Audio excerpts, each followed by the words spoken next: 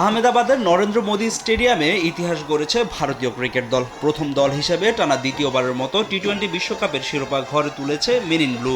আর এই আনন্দ ছড়িয়ে পড়েছে পুরো ভারত জুড়ে। নেচে গেয়ে আনন্দ উল্লাস ও আতশবাজিতে সূর্যকুমার যাদবদের বিজয় উদযাপন করেছেন ভারতীয় সমর্থকরা।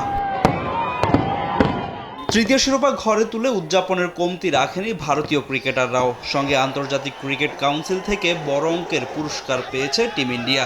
গতবারের তুলনায় এবারে বিশ্বকাপে বেড়েছে প্রাইজ মানি প্রায় 20% বাড়িয়ে বিশ্বকাপের পুরস্কার ছিল $1,35,00,000 বাংলাদেশি মুদ্রায়, যা 164 কোটি টাকার বেশি।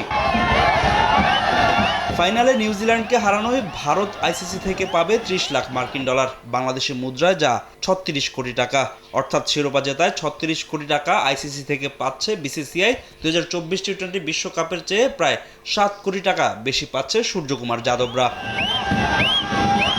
ফাইনালে ভারতের কাছে 96 রানে হেরেও বড় অঙ্কের অর্থ পুরস্কার পাচ্ছে নিউজিল্যান্ড। চ্যাম্পিয়ন দলের প্রায় অর্ধেক $16,00,000 পাবে ব্ল্যাক ক্যাপস। রানার্স আপ দল হিসেবে কিউইরা পেয়েছে $19,50,00,000 টাকা। শুধু চ্যাম্পিয়ন কিংবা রানার্স আপ দল নয়, আইসিসি থেকে প্রাইজ মানি পেয়েছে টুর্নামেন্টে অংশ নেওয়া বাকি দলগুলো। সেমিফাইনাল থেকে বিদায় নেওয়া সাউথ আফ্রিকা ও ইংল্যান্ড পেয়েছে $9,63,00,000 টাকা করে। সুপার 8-এ জায়গা করে নেওয়া দলগুলোর অ্যাকাউন্টে ঢুকেছে $4,63,00,000 টাকা। এছাড়া টুর্নামেন্টের প্রথম রাউন্ড থেকে বাদ পড়া দলগুলো পেয়েছে $3 কোটি টাকা করে। আইসিসির প্রাইজ মানি ছাড়াও ভারতীয় ক্রিকেটারদের জন্য অপেক্ষা করছে বড়সড় পুরস্কার। 2024 টি-20 বিশ্বকাপ জেতায় বিসিসিআই থেকে 125 কোটি রুপি অর্থ পুরস্কার পেয়েছিল রোহিত শর্মারা।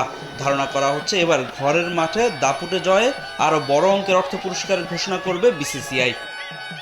ফাহিম ইসলাম, সময় সংবাদ।